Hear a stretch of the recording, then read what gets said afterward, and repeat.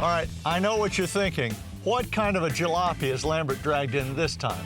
Well, this is a 38 Packard coupe and we're sorting it all out. So join me on Classic Car Restoration.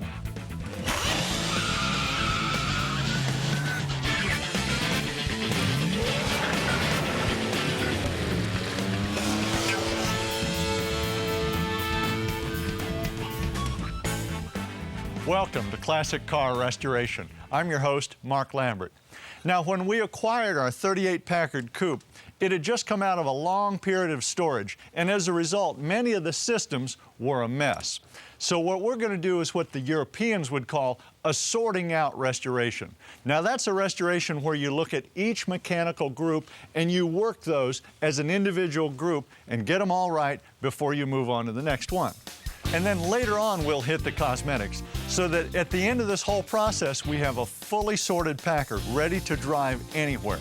Now, we began with the cooling system. We flushed the engine block and we replaced the thermostat and so forth. And then we moved on to the ignition system, the points, the plugs. We even put on a vacuum advance modulator. Now, we're ready for the fuel system.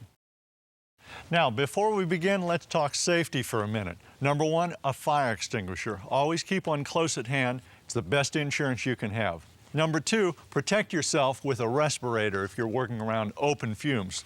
This is a charcoal filter. It'll block all of those solvent fumes. The rule of thumb is, if you can smell the fuel or the solvent, you don't have enough protection. So that's a good one. Number three, don't work on fuel systems with incandescent light bulbs. Always use a fluorescent lamp or a flashlight. That way, if you drop it, you won't have any trouble. So let's take a look at our fuel tank. First, this fuel cap. It's got to go. It's a 1970s aftermarket cap, but it is valuable to us because the paint matches, and we'll use that paint match when we replace the fender skirts later on. Now, I like to look down the filler neck of a tank to assess it. If you see rust or scale or any kind of corrosion there, you've probably got a problem in the tank. Now, we're clean on our filler neck, plus the fact that this thing was delivering good fuel on my test drive, I know that we're okay on this tank. We do have a little problem with the carburetor, but we'll do that later. So let's put this new cap on. That's the proper Packard cap. All right, let's talk about gasoline for your collector car for a second. Now, remember, today's reformulated gasoline has no lead in it, so you need something to protect the top end of that engine. I like both of these products. They're available at any auto parts store for just a couple of bucks, and you just put a few ounces in every tank, and that'll give your engine the kind of protection you need. So let's go ahead and assess the rest of the fuel system. Now, this car, many years ago, before its long-term storage, we think had a frame-off restoration. And at that time, they replaced this line because if it were original, it would look like this, pitted and rusted. Now, you Mopar and GM guys will recognize this. This is a protective spring shrouding that was put over the fuel line when it passed underneath the frame of the car, protecting it from rocks and road debris. The problem with that is it holds moisture, which promotes contamination. And what do I do with that? Is it an expensive restoration part? No, it's available at almost any home center. This is just a regular screen door spring available at any building supply store for a couple of bucks. Plus, they're chrome plated. It'll last longer than the original. Now, this is the fuel pump here. It draws fuel from the tank through the lines up to the carburetor. And this is what it looks like off the car. There's a camshaft lobe that comes around and hits this arm and pumps it. Now remember, if you do replace your fuel pump, always lube this arm. That'll protect it until you get oil pressure. Now, to see whether we need a new pump, we're going to have to do a fuel pump pressure check on this thing. And we'll do that when we come back on Classic Car Restoration. When we come back, I'll evaluate the fuel pump with a pressure and volume test and remove the carburetor for a rebuild.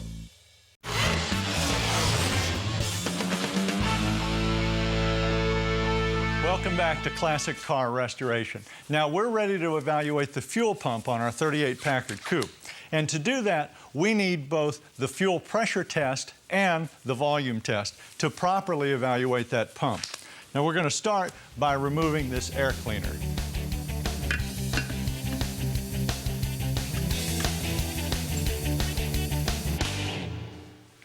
We need to work right in here, so let's disconnect this line.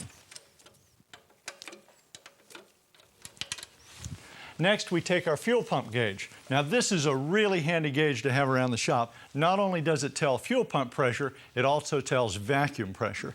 Now, we'll hook this gauge to our incoming fuel line. Next, we need to hook up our dedicated fuel supply so we can run this engine and get our reading. A dedicated fuel system is simply a fuel line attached to a small fuel tank with fresh gasoline. The line is then attached to the carburetor. Good, now we hang our fuel supply. We'll use this radiator strut right here. And the gravity will feed that fuel into our carburetor. All right, the fuel lines look good. We've got our exhaust extension installed, so we're ready to start this engine. Switch on, make sure it's out of gear. All right, reach across, hit the starter motor. Boom. All right. There we go. Get it down to idle. All right. Now this is good news. Packard wants between 3.5 and 4.5 pounds of pressure. We're sitting right in the middle of that, right at slightly less than 4, but it's passable. Now, this is only half the story. We're going to switch off. And now I want to see the bleed off on this. This is where this gauge comes in handy. If this bleeds down to 0 immediately, we've got our argument to replace that pump. But look, it's holding. In fact, it's right on 4. And it will probably hold that for several minutes. So our pump's in good shape. Now the next thing we're going to do is do a volume check. So I'll disconnect this and hook up a catch pan. All right, this is just a simple visual test that anybody can make. You need fuel pump volume to keep that carburetor full for those long uphill pulls in this car. Now, first we've still got some pressure on this, so we're going to clamp it off. And then run the test.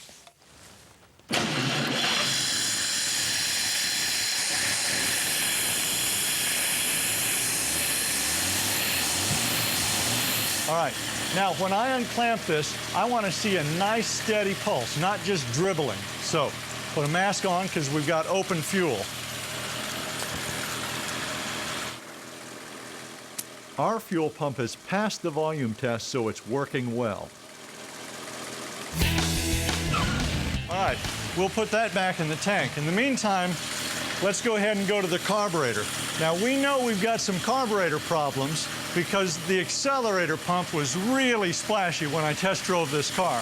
So let's pull this carburetor off and rebuild it. To do that, let's let it run out of gas.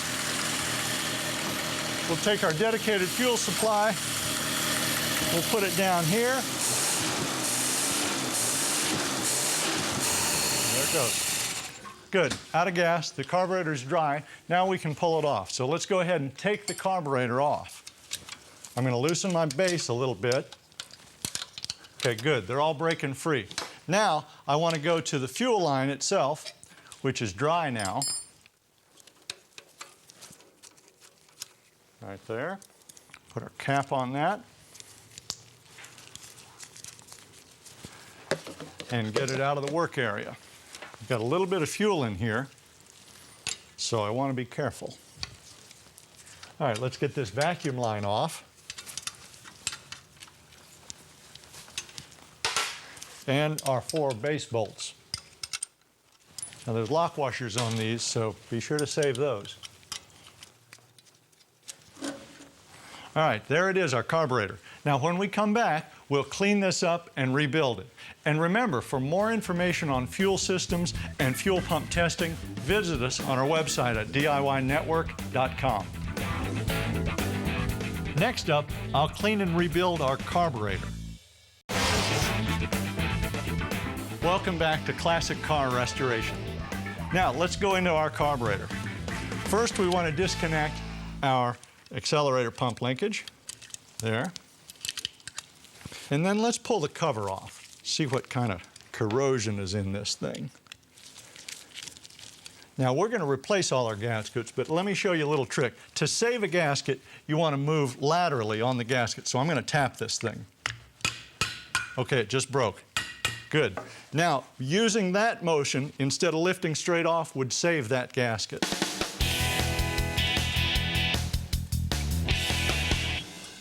Now look at all the gunk in the bottom of that carburetor.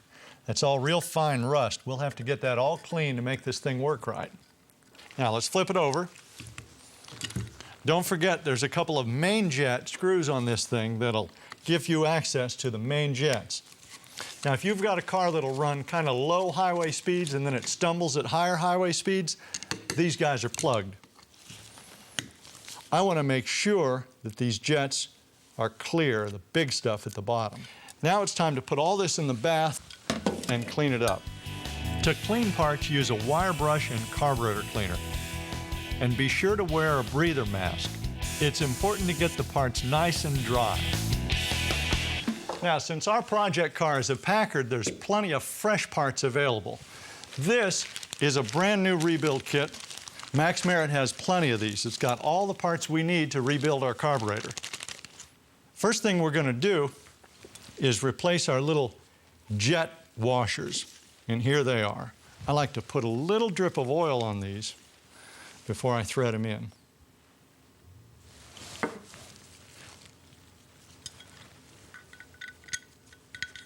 Always be careful when you're threading these really tiny parts. Make sure you get the threads lined up before you put any kind of screwdriver on it. If you get them cross-threaded, you'll be in trouble. Okay, I'm just going to snug these up. Don't kill them, just nice and snug. Now let's replace our float needle valve. There's the valve. Thread this into the seat. First I need to put this float pivot through. Just a little dot of oil. Now take a look at this. When that needle is all the way down on its seat and that floats all the way up, it should be just below this lip, and that way there'll be just enough fuel in that carburetor at all times. Now take a look at this. This is the accelerator pump, and look at the tear. That explains the car stumbling when I tried to accelerate. The fuel isn't going down the throat of the carburetor, it's kind of backtrapping into the carburetor body. So the new one looks like this. Nice leather seal all the way around.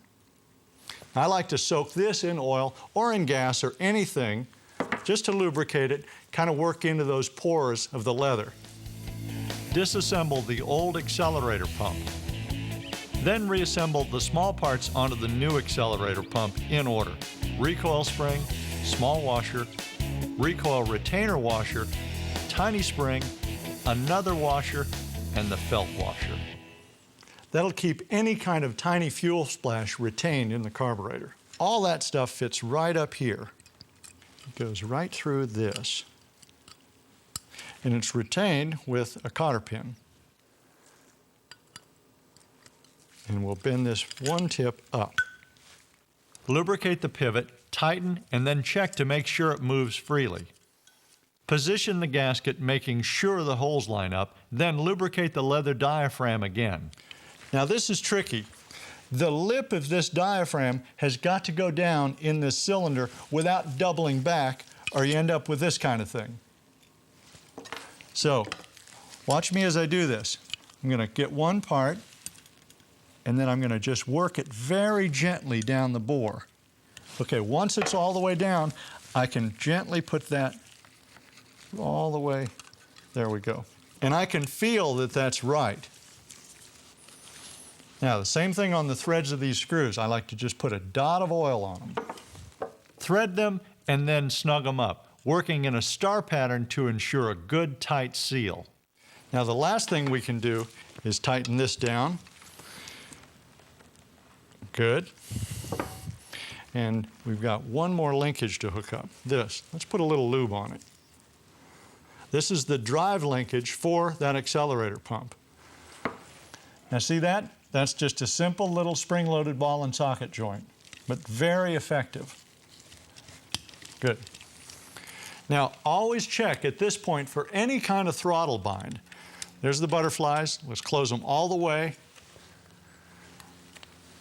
That is really nice. Good and smooth on our accelerator pump. No bind at all. That can get really tricky, and after we put it on the car, we'll check the linkage again. And we'll do that when we come back, so join us. When we come back, we'll install the rebuilt carburetor.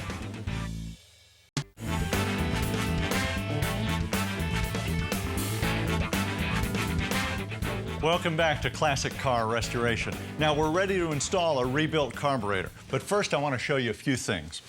This gasket, this is the base gasket, that's our old one, here's our new one. Look at these impressions. If we had to reuse this base gasket, it'd be all right, but we'd have to get the position perfect or we'd risk a leak. Since we have a new one, let's replace it. And carburetor gaskets, as you saw on the bench, always go on dry. Don't use any sealant on anything. Let me call your attention to one more thing. This is critically important. This is the base insulator. This is where the intake manifold ends. That's cast iron. This insulator is here because you've got to have something to hold the heat down in the engine. You don't want that heat going up into the carburetor or your fuel will boil. Now let's center our carburetor. Center the carburetor and add a drop of oil to the studs. Be sure to use lock washers on these studs and tighten the nuts first by hand. Then use a wrench in a cross pattern, tightening each stud evenly to about 18 pounds of torque. That's it. Okay, now we're going to start our vacuum advance line. Again, starting it by hand. These are some of the easiest ones to cross thread. Right there. And take it down the last little bit. Right there, good. Okay, let's get these linkages installed. There's the throttle linkage and the choke linkage. And we secure these with cotter pins.